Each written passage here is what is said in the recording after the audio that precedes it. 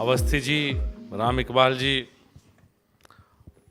हरवीर जी, उपस्थित किसान भाइयों बहनों, सबसे पहले तो 2 साल पूरे किए हैं रूरल वॉइस ने। इसके लिए किसानों को भी बधाई, और हरवीर जी ने जो मेहनत इसमें की है, वाकई बहुत कम लोग पत्रकारिता में इतना सम्मान कमा पाते हैं। बहुत पत्रकार हैं दिल्ली में, बहुत लोग हैं, लेकिन हरवीर जी ऐसी शख्सियत हैं कि जिस पर सब भरोसा करते हैं, और सब पार्टियों के लोग करते हैं। ये सब राजनीति से दूर हैं, क्योंकि हमेशा किसानों की बात करते आए दिल्ली में रहते हुए भी। और सच पूछो तो कई बार मुझे भी 8.5 पौने 9 साल हो गए जब से आप लोगों ने दिल्ली में भेजा है, तो लगता है कि दिल्ली चारों तरफ से कई बार नकली किसानों से घिरी हुई लगती है। दिल्ली में किसान की बात कई बार वो लोग करते हैं कि जिन्होंने कभी खेत नहीं देखे होते। वो हर फील्ड में है। जब मैं कृषि राज्य मंत्री था 2014 में, तो पहली बार मैंने मांगी एक लिस्ट। मैंने कहा भाई देश में किसान नेताओं से मिल लूँगा, लिस्ट मेरे पास ले आओ। तो चूंकि पश्चिम उत्तर प्रदेश से, और वहाँ तो किसान आंदोलन की और किसान नेताओं की भूमि रही है पहले से ही, और मेरी एजुकेशन सारी हरियाणा की, हरियाणा में भी किसान नेताओं को ज़्यादातर परिचय था। तो जब लिस्ट मेरे सामने आई तो मुझे दिखाई दिया कि इसमें तो सचमुच जो ज़मीन का कोई भी किसान नेता वो इस लिस्ट में मौजूद नहीं है। तो एक अलग तरह की माहौल यहाँ दिल्ली में रहता है। उस माहौल में रूरल वॉइस का आना और हरवीर जी का लगातार उससे खेत और किसान और सरकार के बीच में कड़ी के रूप में काम करना वाकई प्रशंसनीय है। और आज तो सबसे बड़ी बात यह है कि हमारे किसानों के इस देश के सबसे बड़े नेता चरण सिंह के जन्मदिवस के दिन इसकी शुरुआत हुई थी। तो हम दोनों काम साथ कर लेते हैं, चौथ साहब को भी याद कर लेते हैं और रूरल वॉइस भी याद आती रहेगी साथ में चौथ साहब के। क्योंकि जैसे चौधरी चरण सिंह को किसान से अलग नहीं किया जा सकता, उसी तरह से रूरल वॉइस को भी किसान से अलग नहीं किया जा सकता।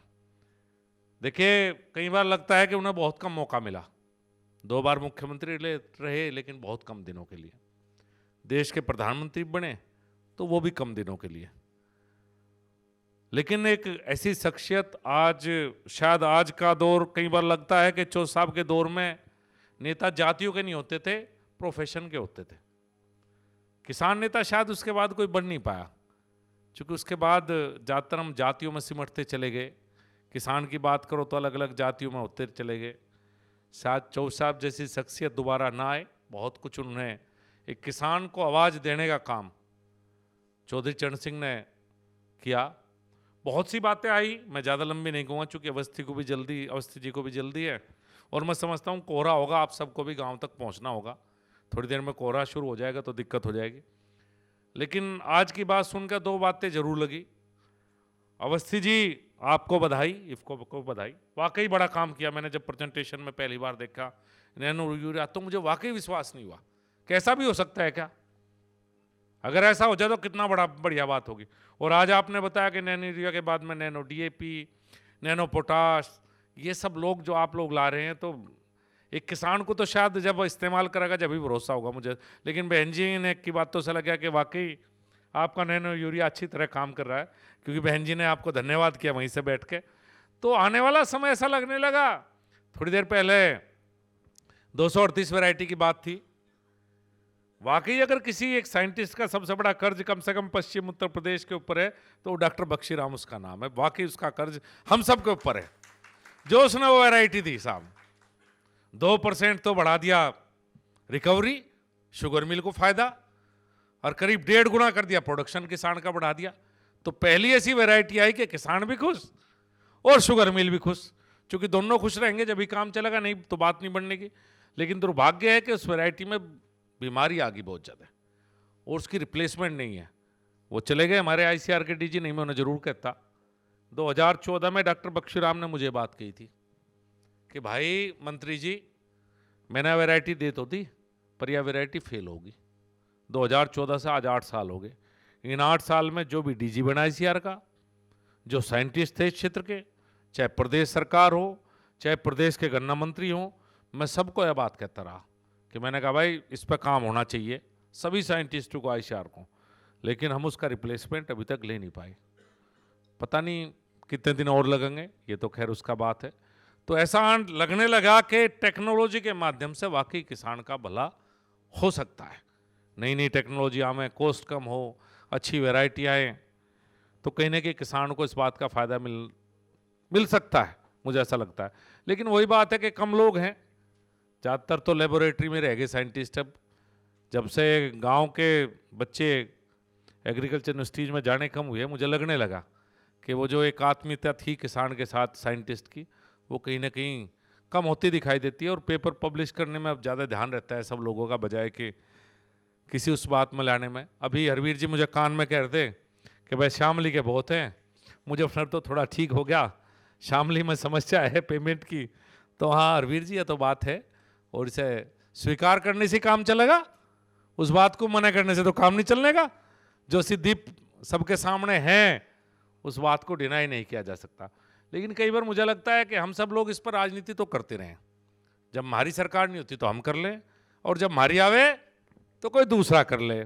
लेकिन गंभीरता से किसी ने कभी इस पर बहुत ज़्यादा काम करने का प्रयास, मुझे ऐसा लगे, मैं राजनीति से लटका, कई बार बात करने का मन करता है आदमी का। वैसे तो आजकल सब जैसे रिकॉर्डिंग होने लगी तो कहो कुछ और, पता कुछ और लगे, कहूँगा यहाँ क्लास कहीं और लगेगी जाके, ऐसा हो जा कई बार। लेकिन वाकई इस पर अलग से कुछ बहुत गंभीरता से सरकार को प्रयास करने चाहिए। मैं हमेशा इस मत का रहा हूँ कि या कोई ऐसा फंड बने। मैंने कई बार अलग अलग तरह के सजेशंस देने का प्रयास किया, चाहे अपनी सरकार है, चाहे मेरे से पहली सरकार थी, उसे भी मैं सुझाव दिए। पहले समाजवादी पार्टी की सरकार थी, मैं तो दिल्ली में उस समय मंत्री था, और मीडिया का भी बहुत बड़ा रोल है। मेरे आज भी याद है अवस्थी जी, जब मैं मंत्री बना तो 25,000 करोड़ रुपए करीब बकाया था, और उस समय चीनी का रेट हरवीर जी के तो याद होगा 22 रुपये किलो था 2014 में। तो मैंने प्रधानमंत्री जी को एक कमेटी बनाई कि भाई इस कमेटी को कुछ काम करना चाहिए इस पर, चीनी के रेट गिर गिर किसान का बकाया है। तो उस कमेटी में रामविलास पासवान जी थे, मैं था, निर्मला सीतारमन थी, एक दो लोग और थे, 4-5 मंत्री हम थे। तो पहला हमने जो इम्प्लीमेंट किया था वो किया था कि रॉ शुगर पे इम्पोर्ट ड्यूटी बढ़ाने का काम हमने किया था। और जिस दिन रॉ शुगर पे इम्पोर्ट ड्यूटी पहले दिन बढ़ा के 25%, जो अब 100% है, उससे पहले रॉ शुगर पे इम्पोर्ट ड्यूटी नहीं थी। तो मैंने जैसे ही वो अनाउंस किया बाहर जाके, मैंने रामविलास पासवान जी ने, तो उसी दिन 1 घंटे के अंदर चीनी के रेट 22 से बढ़ा के 24 रुपये किलो हो गए। और आज तक भी मेरे याद है हेडिंग ये था, जो पट्टी चलती रहे नीचे, कि मोदी सरकार ने चाय भी कड़वी कर दी। ये हेडिंग था साहब। 2 रुपये किलो अगर दूध के रेट बढ़ जाएंगे, 2 रुपये चिल्ली के रेट बढ़ जाएंगे, तो सारी मीडिया देश की शोर मचाना शुरू करते हैं, और बढ़ेंगे, कोई दिक्कत नहीं। तो सबसे बड़ी समस्या ये बातें हैं कि जो और चीज़ें महंगी हों तो कोई दिक्कत नहीं, और किसान की अगर 2 रुपये कोई महंगी होगी तो देश में सब कुछ और मज्जा। शायद जब तक इसका समाधान नहीं होगा, जब तक राजनीति के चारों तरफ किसान चक्कर काटता रहेगा। खैर लंबी बात हो जाएगी। मैं तो किसान भाइयों को कहूँ कि जो आपकी समस्या है, मैं तो नहीं कर पाया बहुत कुछ, लेकिन प्रयास मैं जरूर करता रहता हूँ। एक बार फिर हरवीर जी को बहुत बधाई, और ये आपकी जो रूरल वॉइस है ये पूरे देश के किसानों की आवाज़ बने, यही मेरी तरफ से शुभकामनाएं। धन्यवाद।